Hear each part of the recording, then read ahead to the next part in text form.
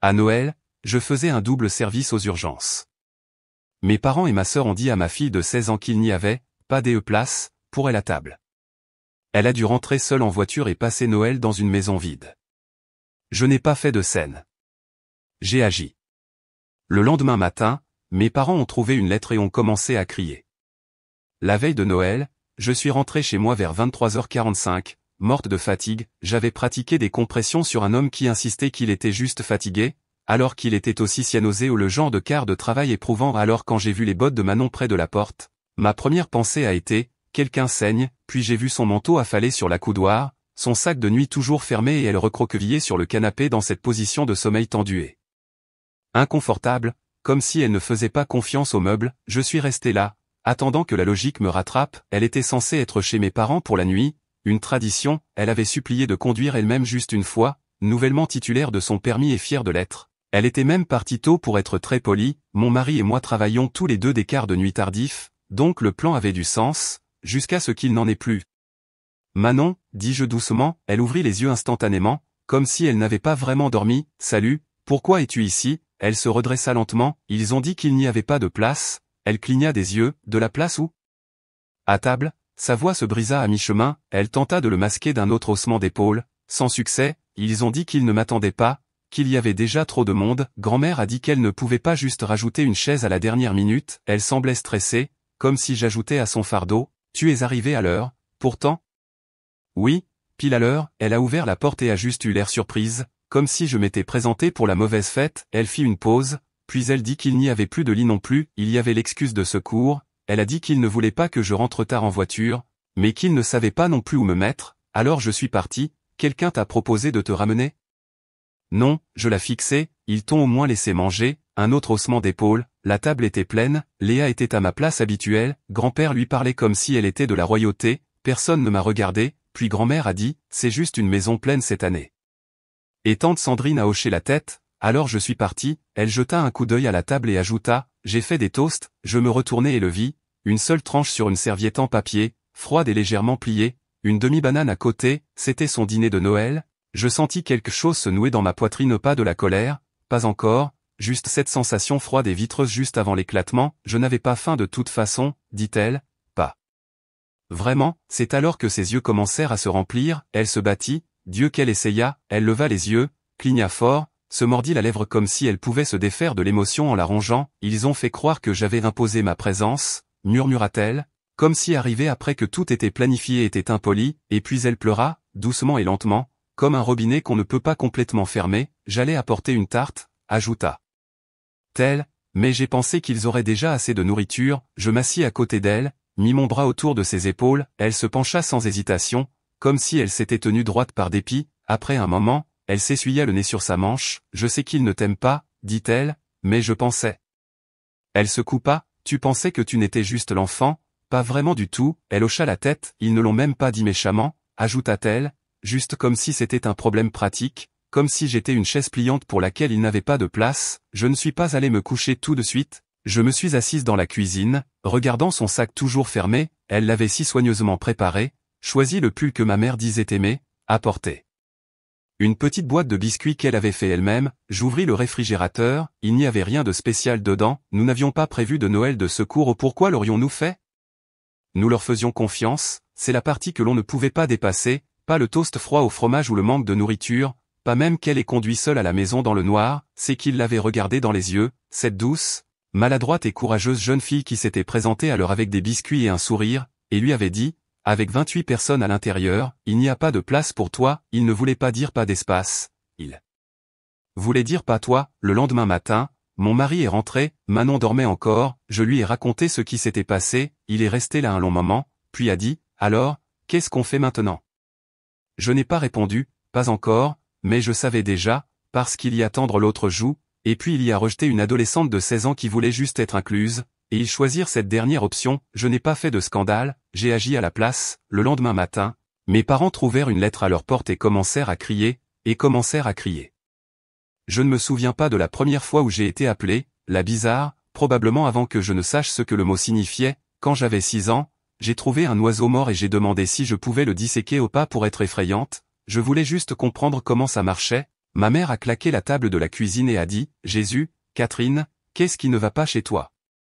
Ma sœur Sandrine a crié et a dit à tout le monde que j'essayais de construire un zombie, j'ai été punie pour l'avoir effrayé. Cela a donné le ton, j'adorais les livres d'anatomie, voulais un microscope pour Noël, posais des questions sur le flux sanguin au dîner, à l'école, j'étais celle qui levait vraiment la main. Dans ma famille, c'était suffisant pour être étiquetée comme une vantarde, personne d'autre n'est allé à l'université, la plupart n'ont pas terminé le lycée du premier coup.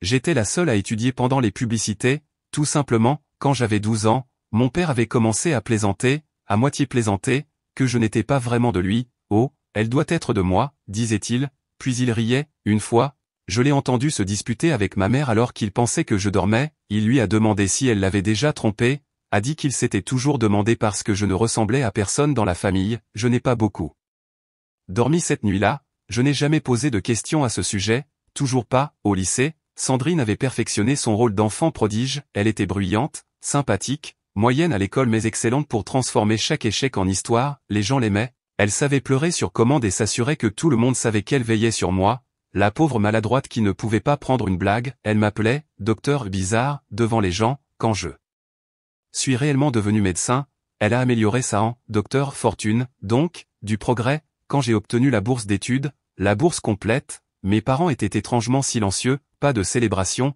pas de câlin, ma mère m'a demandé qui je pensais épouser finalement, puisque les hommes n'aiment pas les femmes qui agissent plus intelligemment qu'eux, je lui ai dit que peut-être je m'épouserais moi-même, elle n'a pas ri, ils ne me donnèrent pas un sou, j'ai fait le service dans les restaurants pendant mes études de médecine, et pris des quarts que personne ne voulait, rentrais à la maison avec les pieds endoloris et la fatigue me rongeant les os, pendant ce temps, ma famille pensait que je vivais le rêve, ils ne sont pas venus une seule fois, des années plus tard, après ma deuxième résidence, j'ai eu le premier emploi stable qui m'a fait sentir que peut-être je n'étais pas en train de me noyer, mon mari et moi nous sommes rencontrés lors d'un quart de nuit. Très romantique si vous trouvez l'épuisement partagé romantique et nous avons finalement déménagé dans un endroit où nous pouvions nous permettre plus que des nouilles instantanées, et c'est là que les appels ont commencé, peux-tu aider avec la facture d'électricité? Peux-tu te porter garant pour ce bail? Peux-tu parler à un ami médecin à propos de la bosse dans le dos de l'oncle Pierre? J'ai fait ce que je pouvais, la plupart du temps sans hésitation, quand mes parents approchaient de la retraite bien trop tôt et sans aucune économie, je suis intervenu, ils n'avaient jamais possédé de maison, toujours loué au mauvais crédit, mauvaise chance, quelle que fût l'excuse de l'année, alors j'ai acheté une modeste maison de 2 chambres et leur ai donné les clés, je leur ai dit que c'était un cadeau, que je m'occuperais du prêt immobilier, la maison est à mon nom, mais ils y vivent comme si c'était la leur, loyer gratuit, charges couvertes, plus souvent qu'autrement les frais médicaux, j'ai accès à l'assurance, oui, je n'ai jamais dit non, jusqu'à récemment, il y a quelques mois, Sandrine a appelé, Léa, sa fille, celle qui ne pouvait rien faire de mal, avait été acceptée dans un camp scientifique d'été prestigieux, elle a ton cerveau, a dit Sandrine, comme si c'était un compliment, ça pourrait changer sa vie, j'ai demandé combien, 1200 €, a-t-elle. Elle dit, mais ça en vaut la peine, et toi, de toutes les personnes? C'est là que j'ai arrêté d'écouter, Manon n'est jamais allée dans un camp d'été comme ça, non pas qu'elle ne le pouvait pas, elle n'a jamais demandé, elle est pratique, réfléchie, elle ne songerait même pas à me demander ce genre d'argent, même si elle aurait pu, j'ai dit non à Sandrine, poliment mais fermement, j'ai dit que je couvrais déjà le prêt immobilier de nos parents, les factures médicales et les urgences, que peut-être elle pourrait demander une aide financière ou un plan de paiement, son ton a changé rapidement, waouh, ça doit être bien d'avoir tout et d'être si radine, c'est ta nièce, tu es juste jalouse parce que Léa est vraiment en train de réussir, cette dernière était drôle, ou l'aurait été si je n'avais pas entendu ma mère marmonner quelque chose de similaire une semaine plus tard, quand elle pensait que j'étais hors de portée de voix, apparemment, je retenais Léa en arrière, tout comme j'avais toujours retenu Sandrine, en étant la personne intelligente qui faisait paraître tout le monde moins bien, vous savez, en existant, je n'ai pas lutté, n'ai pas expliqué, n'ai pas justifié, j'ai juste dit non et je le pensais, c'était 3 semaines avant Noël, Manon était excitée d'aller au dîner de Noël,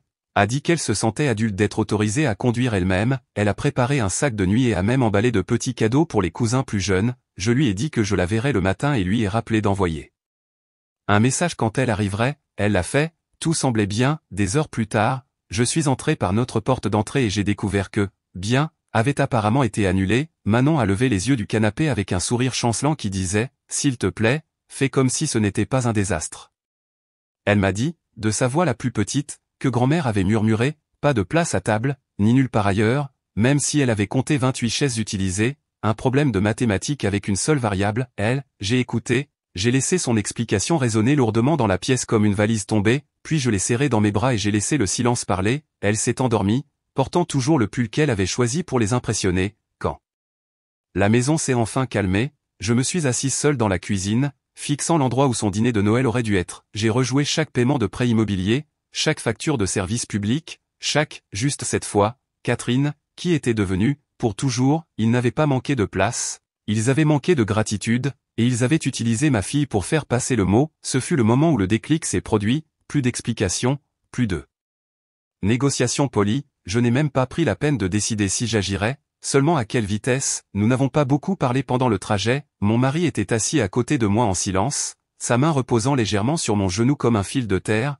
pas réconfortant exactement, juste solide, présent, c'était suffisant, le lendemain matin de Noël a toujours ce bizarre calme flou, comme si le monde était encore saturé de sucre et de papier cadeau, j'espérais juste que la maison serait vide, elle ne l'était pas, il y avait encore 2 voitures supplémentaires dans l'allée, j'ai reconnu l'une comme celle de Sandrine, l'autre appartenait probablement à un cousin qui était resté tard pour les restes, nous sommes sortis, je serrais l'enveloppe, je n'avais pas dormi, le quart, la scène avec Manon, le plateau de dîner froid sur le comptoir qui n'avait toujours pas été nettoyé, tout ça bourdonnait au fond de mon cerveau comme un fusible grillé, j'ai sonné à la porte, j'ai attendu, personne n'est venu, j'ai sonné de nouveau, j'ai frappé, rien, laissons-le juste, a dit mon mari doucement, je suis resté là une seconde de plus, puis j'ai hoché la tête, nous sommes retournés vers la voiture, j'ai soigneusement glissé l'enveloppe contre le cadre de la porte pour qu'elle ne s'envole pas, j'étais en train d'ouvrir la porte côté conducteur quand je l'ai entendu, le grincement du moustiquaire, un pas feutré, je me suis retourné, ma mère est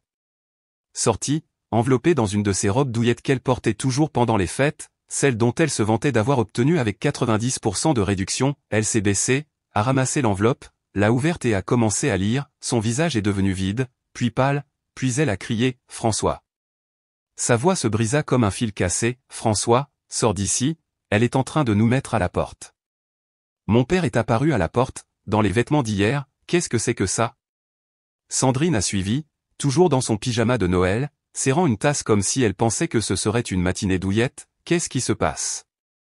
Ma mère s'est tournée et a pointé du doigt l'allée comme si j'étais un animal errant qui venait de faire pipi sur son porche, espèce de petite ingrate. Nous sommes montés dans la voiture et avons démarré avant que je ne puisse saisir la phrase complète, peu importe, je connaissais les grands classiques, quand nous sommes rentrés à la maison, mon téléphone vibrait déjà, je l'ai ignoré, puis il a vibré encore et encore, la 6e fois, j'ai décroché, comment oses-tu? A hurlé ma mère, pas de bonjour, pas de pause, même pas une fausse inquiétude pour Manon, tu as perdu la tête. J'ai tenu le téléphone éloigné de mon oreille, je pouvais encore entendre mon père crier en arrière-plan, si tu fais ça, tu n'es plus notre fille, a-t-il braillé, ils n'ont pas demandé pourquoi, ils n'ont pas demandé ce qui s'était passé, ils n'ont même pas mentionné Manon, pas une seule fois, j'ai raccroché, ils ont continué à appeler, Sandrine a commencé à envoyer des SMS, je pense qu'un message disait, ça va ruiner ta réputation, pense à ta carrière. Oh chérie, mes patients se fichent de l'endroit où vivent mes parents, en soirée, mon téléphone avait l'air d'avoir traversé une rupture, 32 appels manqués, 14 SMS, 3 messages vocaux, un cousin a même eu le culot d'envoyer un message, ce n'est pas ma place, mais ça me semble extrême, on n'a qu'une seule mère, je n'ai répondu à aucun d'eux, le lendemain matin, on a frappé à la porte, j'ai regardé par le Judas, bien sûr, ma mère, elle se tenait sur mon porche dans cette même robe douillette, tenant la lettre d'expulsion, maintenant froissée et humide comme si elle l'avait serrée pendant 2 heures d'affilée, j'ai ouvert la porte mais ne l'ai pas invitée à entrer, elle n'a pas attendu, tu vas vraiment faire ça, a-t-elle sifflé, après tout ce que nous avons fait pour toi. J'ai laissé cela en suspens un instant, puis j'ai dit doucement, tu veux dire la maison que je vous ai achetée, les factures que j'ai payées, la couverture santé que j'ai arrangée parce que votre régime de sécurité sociale ne couvrait pas vos médicaments contre la tension artérielle? Elle a tressailli une milliseconde, puis elle s'est redressée, les yeux perçants, nous t'avons élevé, nous t'avons tout donné. Vous n'avez même pas laissé ma fille manger, dis-je, cela l'a arrêtée brièvement, mais elle s'est vite remise, ne sois pas dramatique, nous n'avions pas assez de chaises. Il y avait 28 personnes là-bas, dis-je, même un voisin, ses lèvres se serrèrent fort, je n'ai pas envoyé cette lettre pour être cruel, ajoutai-je, mais si vous pensez que vous pouvez traiter Manon comme si elle était jetable. Oh, bon sang, claqua-t-elle, redevant. Soudainement animé, arrête d'agir comme si nous étions des monstres. C'est toi qui déchires ta famille pour un malentendu, et maintenant tu menaces tes propres parents. Elle a brandi la lettre comme si c'était une preuve dans un procès, puis, et je jure que cette partie ressemblait à du théâtre, elle l'a déchirée en deux, elle est juste restée là et l'a déchirée en son centre comme si cela pouvait d'une manière ou d'une autre annuler la procédure légale. Voilà, dit-elle, c'est fait maintenant, si tu veux que nous te pardonnions, tu paieras le camp scientifique d'été de Léa et tu arrêteras cette crise ridicule. Elle a souri comme si elle venait de tout résoudre. Je n'ai rien dit, car c'était le moment où j'ai réalisé qu'ils ne m'avaient pas prise au sérieux, pas une seconde, pas quand j'étais enfant, pas quand je suis devenu médecin, pas même maintenant. Pour eux, j'étais toujours la fille maladroite obsédée par la science qui devait être reconnaissante pour les miettes et rester à sa place, la fille qu'ils ressentaient de la rancœur mais ne respectaient jamais vraiment. Ils pensaient que je n'irais pas jusqu'au bout, mais ils avaient tort. Alors j'ai laissé ma mère s'éloigner du porche, murmurant pour elle-même comme le héros d'une pièce tragique, et j'ai fermé la porte doucement, calmement, mais dans ma tête, je préparais déjà le coup suivant. Ma mère a déchiré la lettre d'expulsion comme si c'était un prospectus pour le nettoyage des gouttières, juste devant moi, juste après m'avoir accusé d'être égoïste, sans amour et émotionnellement instable, puis elle a eu le culot de sourire et de dire « Paie le camp scientifique d'été de Léa et nous te pardonnerons », elle a dit « Nous te pardonnerons », comme si elles étaient les victimes, comme si repousser ma fille à Noël était une sorte de manquement à l'étiquette au lieu de cruauté. 2 matins plus tard, j'ai rencontré un avocat, j'ai tout exposé, la maison à mon nom, le prêt immobilier que je payais depuis 7 ans, les factures, le plan dentaire, les sacrifices silencieux. Il n'a pas scié. Je suppose que vous voulez une expulsion formelle, a-t-il dit comme s'il parlait de la météo. J'ai hoché la tête. L'avis fut envoyé la même semaine, 60 jours, papier timbré, signature obtenue, et cette fois, il ne pouvait pas le déchirer et faire comme s'il n'existait pas. J'ai continué à payer le prêt immobilier. Je n'allais pas laisser ma cote de crédit mourir pour faire une déclaration, mais tout le reste, les services publics, le câble, les remboursements médicaux, tout a disparu. Ils ont eu un cours accéléré sur ce à quoi ressemble réellement l'absence de soutien. 2 semaines plus tard, quelqu'un a frappé à ma porte. C'était tante Hélène, la bonne tante, ou du moins c'est ce que je pensais. Elle avait une boîte de biscuits et un regard d'inquiétude répété. « Catherine » a-t-elle dit, « je veux juste parler ». Je l'ai laissée entrer. Je savais déjà pourquoi elle était là. Nous nous sommes assises dans la cuisine, j'ai versé du thé, aucune de nous n'y a touché. « Ça ne te ressemble pas » a-t-elle commencé, « cette histoire de jeter tes parents pour un malentendu » a-t-elle ajouté doucement. J'ai ri une fois, pas gentiment. Je lui ai parlé de la maison, des factures, de la trahison de la veille de Noël, comment mes parents avaient fait de la place pour 28 personnes, y compris un voisin et 2 cousins à qui je n'avais pas parlé depuis 10 ans, mais pas leur propre petite fille. Tante Hélène a pâli. « Je ne savais pas » a-t-elle dit. « Ils ne t'ont pas dit » ai-je corrigé. Elle est partie comme quelqu'un qui ne pouvait pas entendre ce qu'elle avait entendu. 3 jours plus tard, j'ai reçu un SMS que je ne comprenais pas avant, mais que je comprends maintenant. 1 semaine avant la date limite, mon avocat a appelé. « Ils n'ont pas bougé du tout » a-t-il dit. « Alors nous procédons » ai-je répondu. J'ai mis la maison en vente le même jour, à un prix équitable, pas élevé. Je n'essayais pas de presser de la valeur, je voulais juste que ça se termine. Un acheteur a fait une offre rapidement. Les familles adorent ce quartier, il voulait juste que ce soit vide. Possession vacante exigée, m'a rappelé mon agent. Notez, ai-je dit, je n'y suis pas allé le jour de leur expulsion. Les nouveaux propriétaires s'en sont occupés par les voies légales. J'ai entendu dire que ça n'était pas joli, mais ce qui a suivi n'était pas mieux. Sandrine les a accueillis, bien sûr qu'elle l'a fait. Ma sœur a toujours aimé jouer le rôle de la meilleure fille. Elle a donné des interviews aux cousins comme s'il s'agissait d'une tournée de presse. Elle les abandonne, disait-elle. Tout ça à cause d'un malheur de vacances. 3 semaines plus tard, elle était à ma porte, les yeux injectés de sang, les cheveux en chignon ébouriffés. « Je ne peux plus » a-t-elle dit sans même dire bonjour. Ils se disputent constamment. Maman pense que le salon est trop petit. Papa dit que mes enfants sont bruyants. Ils refusent de partager une salle de bain. Je deviens folle. Je me suis appuyée sur le cadre de la porte, les bras croisés. Ils ont besoin d'un logement loué, a-t-elle dit. Tu pourrais au moins aider avec ça, juste assez pour une caution. Non, Catherine, tu l'as regardé se faire refuser la veille de Noël et tu es juste restée là. C'était ton choix, c'est le mien. Elle a cligné des yeux, puis s'est retournée et est partie. 1 semaine plus tard, elle les a aussi mis à la porte. Ils ont atterri dans un logement loué dont personne ne se vanterait. 2 pièces, un chauffage, un perron qui penchait comme un haussement d'épaule. Leur pension couvrait à peine le loyer et la nourriture. Fini les vacances, les dîners, la croisière qu'ils avaient tant vue pour leur anniversaire. Ils ont essayé de demander la sympathie de la famille élargie, ont affirmé que je les avais coupés sans préavis, que j'étais instable, que j'avais toujours été froide, mais d'ici là, j'avais discrètement parlé aux oncles et cousins, leur avais envoyé des copies des factures que j'avais payées, avait transféré la lettre d'expulsion horodatée et certifiée, un cousin a juste répondu « Waouh », un autre a envoyé un emoji pouce levé, la famille ne se précipitait pas pour les sauver, et moi non plus. 2 mois plus tard, Manon et moi étions assises sur le porche, buvant du thé glacé, pas de projet, pas de représentation, juste un après-midi tranquille, tu sais, il ne me manque pas, dit-elle. À moi non plus, mon téléphone a vibré, numéro inconnu, je l'ai ouvert par réflexe, j'espère que tu es fier de ce que tu as fait, je l'ai supprimé, pas de pause, pas de souffle, ils vont probablement encore envoyer des messages, a dit Manon avec désinvolture, ils le font toujours, ai-je dit, mais ils ne sont plus mon problème, et ils ne l'étaient pas, ils ont dit qu'il n'y avait pas de place pour Manon à table, maintenant, il n'y a plus de place dans nos vies pour la cruauté, le contrôle ou la manipulation. 2 ans plus tard, ils sont toujours dans cette location délabrée, blâmant tout le monde sauf eux-mêmes. Manon s'épanouit maintenant, elle étudie ce qu'elle aime et l'argent de la vente de la maison a couvert plus que les frais de scolarité, ça lui a apporté la paix, à moi un peu de clôture, je ne réponds pas à leurs appels, je n'envoie pas d'argent, je ne perds pas le sommeil, j'ai protégé ma fille, je l'ai choisie finalement, mais dites-moi, suis-je allé trop loin ou juste assez loin? Faites-le moi savoir dans les commentaires, et si vous voulez plus d'histoires comme celle-ci, n'oubliez pas de vous abonner et d'appuyer sur la clochette.